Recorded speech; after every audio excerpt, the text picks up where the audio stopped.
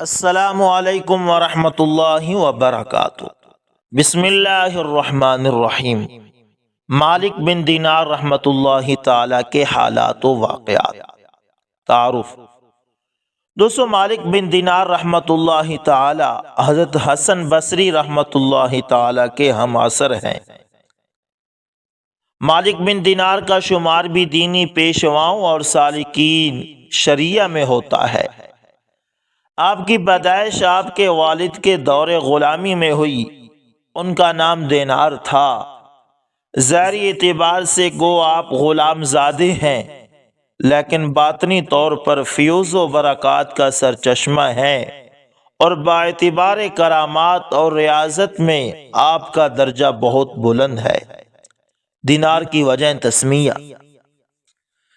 ایک مرتبہ آپ کشتی میں سفر کر رہے تھے اور منزل ہار میں پہنچ کر جب ملا نے کرایہ طلب کیا تو فرمایا، میرے پاس دینے کو کچھ بھی نہیں ہے۔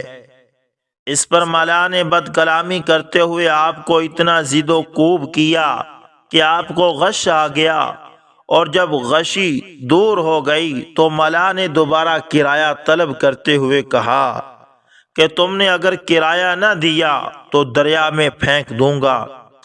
اسی وقت کچھ مچھلیاں منہ میں ایک ایک دینار دبائے ہوئے پانی کے اوپر کشتی کے پاس آئیں۔ آپ نے ایک مچھلی کے منہ سے دینار لے کر کرایہ ادا کیا۔ ملا یہ دیکھ کر قدموں میں گر گیا، اور آپ رحمت اللہ تعالی کشتی سے دریا پر اتر گئے اور پانی پر چلتے ہوئے نظروں سے اوجھل ہو گئے۔ اسی وجہ سے لفظ دینار آپ کے نام کا حصہ بن گیا۔ آپ رحمت اللہ تعالی کی نظر میں دنیا کی حقیقت۔ دوستو، بصرہ میں کوئی امیر آدمی فوت ہو گیا اور اس کی ساری جائیداد اس کی اکلوتی بیٹی کو ملی، جو انتہائی خوبصورت تھی۔ ایک دن اس نے حضرت ثابت بنانی رحمت اللہ تعالی کی خدمت میں حاضر ہو کر عرض کیا کہ میں نکاح کرنا چاہتی ہوں، لیکن میری خواہش ہے کہ نکاح مالک بن دینار کے ساتھ ہوتا، تاکہ ذکر الہی اور دنیا کے کاموں میں وہ میری مدد کر سکیں۔ چنانچہ ثابت بنانی رحمت اللہ تعالی نے اس کا پیغام مالک بن دینار تک پہنچایا، لیکن انہوں نے فرمایا کہ میں دنیا کو طلاق دے چکا ہوں، اور عورت کا شمار بھی دنیا میں ہی ہوتا ہے، اس لیے طلاق شدہ عورت سے نکاح جائز نہیں۔ ایک مرتبہ آپ کسی درخت کے سائے میں آرام فرما رہے تھے۔ چشم دید گواہوں نے بتایا کہ ایک سانپ نرگس کی شاخ سے آپ کو پنکھا جھل رہا تھا۔ اللہ اکبر! تکلیف کا انجام راحت ہے۔ مالک بن دینار رحمت اللہ تعالی اکثر فرمایا کرتے تھے کہ میں جہاد کا خواہش مند ہوں، لیکن جب جہاد کا موقع آیا تو مجھے ایسا بخار آیا کہ جانے کا نام ہی نہ لیتا تھا۔ چنانچہ اس غم میں ایک شب میں یہ کہتا ہوا میں سو گیا کہ اگر خدا کے نزدیک میرا کوئی مرتبہ ہوتا تو مجھے اس وقت بخار کبھی نہ آتا۔ پھر خواب میں دیکھا کہ ندائے غیبی سے کوئی کہہ رہا ہے کہ اے مالک، اگر آج تو جہاد کے لیے چلا جاتا تو قیدی بنا دیا جاتا، اور کفار تجھے قید کر کے تجھے سور کا گوشت کھلا کر تیرا دین ہی برباد کر دیتے، لہذا یہ تیرا بخار تیرے لیے نعمت عظمی ہے۔ پھر میں نے بیدار ہو کر خدا کا شکر ادا کیا۔ کیفیت ولایت۔ کسی ملحد سے آپ کا مناظرہ ہوا اور دونوں اپنے کو حق پر کہتے رہے، حتیٰ کہ لوگوں نے یہ فیصلہ کیا کہ دونوں کے ہاتھ آگ میں ڈلوائے جائیں، اور جس کا ہاتھ آگ سے محفوظ رہے اسی کو حق پر تصور کیا جائے۔ چنانچہ ایسا ہی ہوا کہ دونوں میں سے کسی کے ہاتھ کو بھی ضرر نہ پہنچا۔ لوگوں نے فیصلہ کر دیا کہ دونوں حق پر ہیں، اور آپ رحمت اللہ تعالی نے دل تنگ ہو کر اللہ تعالی سے عرض کیا کہ 70 سال میں نے عبادت میں گزار دیے، مگر تو نے مجھے ایک الحاد کیا ہوا، ملحد کہتے ہیں الحاد کیا ہوا یعنی دین سے پھرنے والا اور اللہ کا منکر، عرض کیا کہ مگر تو نے مجھے ایک ملحد کے برابر کر دیا۔ غیب سے ندا آئی کہ اے مالک، تیرے ہاتھ کی برکت سے ہی ایک ملحد کا ہاتھ بھی آگ سے بچ گیا، اگر وہ اکیلا آگ میں ہاتھ ڈالتا تو یقیناً جھلس جاتا۔ ایک مرتبہ آپ شدید بیمار ہو کر صحت یاب ہوئے، لیکن کسی ضرورت کے تحت بہت ہی دشواری سے آپ کو بازار جانا پڑا، لیکن اتفاق سے اسی وقت بادشاہ کی سواری آ رہی تھی اور لوگوں کو ہٹانے کے لیے ایک شور بلند ہوا۔ آپ رحمت اللہ تعالی اس وقت اس قدر کمزور تھے کہ ہٹنے میں دشواری ہو گئی، اور پہرے دار نے آپ کو ایسا کوڑا مارا کہ آپ کے منہ سے یہ کلمہ نکلا، خدا کرے تیرا ہاتھ قطع کر دیا جائے۔ چنانچہ دوسرے ہی دن اس کے ہاتھ کاٹ کر کسی چوراہے پر ڈلوا دیے، لیکن آپ کو اس کی حالت دیکھ کر بہت رنج ہوا۔ ضبط و نفس۔ حضرت مالک بن دینار رحمت اللہ تعالی برسوں سے ترش یا میٹھی چیزیں نہیں کھاتے تھے اور رات کو روکھی روٹی خرید کر افطار کر لیا کرتے تھے۔ ایک مرتبہ بیماری میں گوشت کھانے کی خواہش ہوئی تو بازار سے گوشت کے 3 پارچہ خرید کر چلے، اور قصائی نے ایک شخص کو آپ کے پیچھے اس غرض سے بھیجا کہ یہ دیکھو کہ آپ گوشت کا کیا کریں گے۔ آپ نے کچھ دور چل کر گوشت کو سونگھ کر فرمایا کہ اے نفس، سونگھنے سے زیادہ تیرا حصہ نہیں، اور یہ کہہ کر وہ گوشت ایک فقیر کو دے دیا۔ پھر یہ فرمایا کہ اے نفس، میں تجھے کسی دشمن کی وجہ سے اذیت نہیں دیتا، بلکہ تجھ کو صبر کا مرتبہ حاصل کرانے کے لیے ایسا کرتا ہوں تاکہ اس کے بدلے تجھے لازوال نعمت حاصل ہو جائے۔ پھر فرمایا کہ یہ مثل میری فہم سے بالا تر ہے کہ جو شخص 40 دن گوشت نہیں کھاتا اس کی عقل کمزور ہو جاتی ہے، جبکہ میں نے 20 سال سے گوشت نہیں چکھا لیکن میری عقل میں کوئی کوتاہی نہیں ہوئی بلکہ کوئی زیادتی ہی نظر آتی ہے۔ اس شخص نے آ کر یہ پورا کا پورا واقعہ قصائی کو بیان کیا جس نے اس کو آپ کے پیچھے لگایا تھا۔ اللہ اکبر۔ دوستو، مالک بن دینار نے بصرہ میں قیام کے باوجود ایک کھجور بھی نہیں کھائی اور لوگوں سے فرمایا کہ میں نے کبھی کھجور نہیں کھائی، اور نہ کھانے سے نہ میرا پیٹ کم ہو گیا اور نہ تمہارا پیٹ بڑھ گیا۔ لیکن 40 سال بعد ایک مرتبہ کھجور کھانے کی خواہش ہوئی تو فرمایا کہ اے نفس، میں تیری خواہش کی کبھی تکمیل نہیں ہونے دوں گا۔ اور جب آپ کو خواب میں کھجور کھانے کا اشارہ ملا اور یہ فرمایا گیا کہ تو نفس پر سے پابندی ختم کر دے، تو آپ نے بیداری کے بعد نفس سے خطاب کرتے ہوئے فرمایا کہ میں اس شرط کے ساتھ تیری تمنا پوری کر سکتا ہوں کہ تو 1 ہفتہ تک مسلسل روزے رکھے۔ چنانچہ نفس کشی کے لیے ہفتہ بھر کے روزے رکھے۔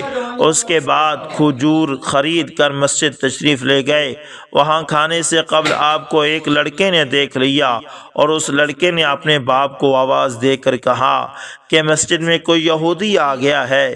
اس کا باپ یہودی کا نام سنتے ہی ڈنڈا لے کر دوڑا، لیکن آپ کو شناخت کر کے معافی کا طلبگار ہوتے ہوئے کہا کہ ہمارے محلے میں دن میں یہودیوں کے سوا کوئی نہیں کھاتا اور سب لوگ روزہ رکھتے ہیں، اس لیے بچے کو آپ کے یہودی ہونے کا شبہ ہوا، آپ اس خطا کی معافی فرما دیں۔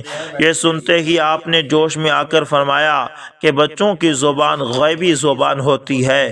پھر اللہ تعالیٰ سے عرض کیا کہ بغیر کھجور کھائے تو آپ نے مجھے یہودیوں میں شامل کر دیا، اور اگر کھا لیتا تو نامعلوم میرا کفار سے بھی زیادہ برا انجام ہوتا، لہذا میں قسم کھاتا ہوں کہ اب کبھی کھجور کا نام بھی نہیں لوں گا۔ اللہ اکبر۔ گناہوں کا اثر۔ مالک بن دینار رحمت اللہ تعالی کسی مریض کی بیمار پرسی کے لیے تشریف لے گئے، اور چونکہ وہ مرنے کے قریب تھا اس لیے آپ نے اسے کلمہ پڑھنے کی تلقین فرمائی، لیکن وہ کلمہ پڑھنے کی بجائے 10 اور 11 کہتا رہا۔ پھر جب آپ نے زیادہ اصرار کیا تو اس نے کہا کہ میرے سامنے آگ کا ایک پہاڑ ہے، جب میں کلمہ پڑھنے کا قصد کرتا ہوں تو وہ آگ میری جانب جھپٹتی ہے۔ آپ نے جب اس کے متعلق لوگوں سے پوچھا تو پتہ لگا کہ وہ سود خور تھا اور کم تولنے والا بھی۔ ایک مرتبہ بصرہ میں آگ لگ گئی اور آپ اپنے جوتے اور عصا لے کر چھت پر چڑھے تو لوگوں کو ایسی مصیبت میں دیکھا کہ کچھ تو آگ میں جل رہے ہیں اور کچھ کود کر نکلنے کی کوشش کر رہے ہیں اور کچھ اپنا سامان نکالنے کے چکر میں ہیں۔ تو آپ نے فرمایا کہ ہلکے پھلکے لوگ تو نجات پا گئے اور بھاری بھرکم لوگ ہلاک ہوئے، اور قیامت کے دن بھی یہی منظر ہوگا۔ خوف خدا۔ دوستو، ایک مرتبہ جعفر بن سلیمان آپ رحمت اللہ تعالی کے ہمراہ سفر حج پر تھے۔ جس وقت آپ لبیک اللہم لبیک پڑھنا شروع کیا تو آپ پر غشی طاری ہو گئی، اور ہوش میں آنے کے بعد جعفر بن سلیمان نے غشی طاری ہونے کا سبب دریافت کیا تو فرمایا کہ میں اس خوف سے بے ہوش ہو گیا تھا کہ کہیں لا لبیک کی آواز نہ نکل جائے۔ جب آپ ایاک نعبد و ایاک نستعین قرات کرتے تو مضطرب ہو کر رونے لگتے اور فرماتے کہ اگر یہ آیت قرآن کی نہ ہوتی تو میں کبھی نہ پڑھتا، کیونکہ اس کا مفہوم یہ ہے کہ اے اللہ، میں تیری عبادت کرتا ہوں اور تجھ ہی سے مدد چاہتا ہوں، اور حالانکہ ہم نفس کے ایسے بیچارے ہیں کہ خدا کو چھوڑ کر دوسروں کی اعانت کے طالب ہوتی ہیں۔ خود شناسی۔ دوستو، کسی عورت نے مالک بن دینار رحمت اللہ تعالیٰ کو ریاکار کے نام سے آواز دی تو آپ رحمت اللہ تعالیٰ نے فرمایا کہ 20 سال سے کسی نے میرا اصلی نام لے کر نہیں پکارا تھا، لیکن شاباش، تو نے اچھی طرح پہچان لیا کہ میں کون ہوں۔ پھر فرمایا کہ جب مخلوق کو اچھی طرح پہچان لو تو مجھ کو اس کی قطعاً خواہش نہ رہی کہ مجھے کوئی نیک یا بد کہے، اس لیے کہ میں نے ہر اچھا یا برا کہنے والے کو مبالغہ کرنے والا پایا ہے، لہذا لوگ خواہ مجھے نیک یا بد کہیں، میں روز حشر ان سے کوئی بدلہ نہیں لوں گا۔ اللہ اقوال ذمی۔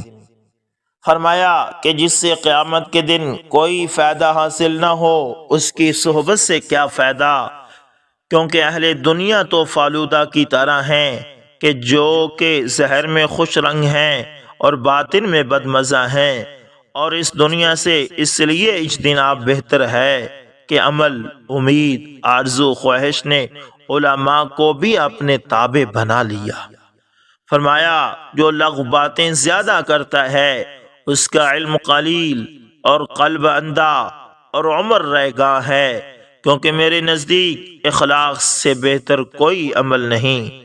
فرمایا اللہ جل جلالہ نے حضرت موسیٰ علیہ السلام کو بذریعہ وحی حکم دیا کہ فولادی عصا لے کر زمین پر چلو اور ہر جدید اور عبرت انگیز شے کی جستجو کرو، اور اس وقت تک ہماری حکمت اور نعمت کا مشاہدہ کرتے رہو جب تک جوتے گھس نہ جائیں اور عصا ٹوٹ نہ جائے۔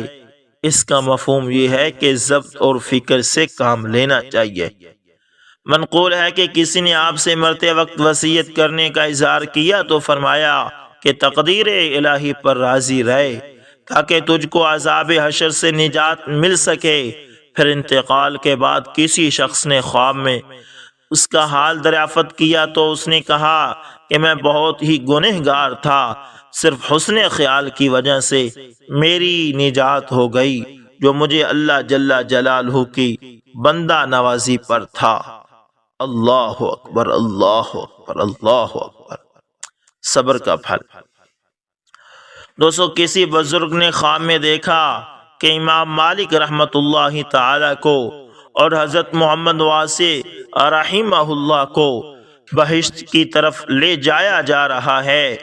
اس بزرگ کے دل میں خیال آیا کہ دیکھو، مالک بن دینار رحمت اللہ تعالی جنت میں پہلے پہنچتے ہیں یا محمد واسع رحمت اللہ تعالی کو جنت میں پہلے پہنچایا جاتا ہے۔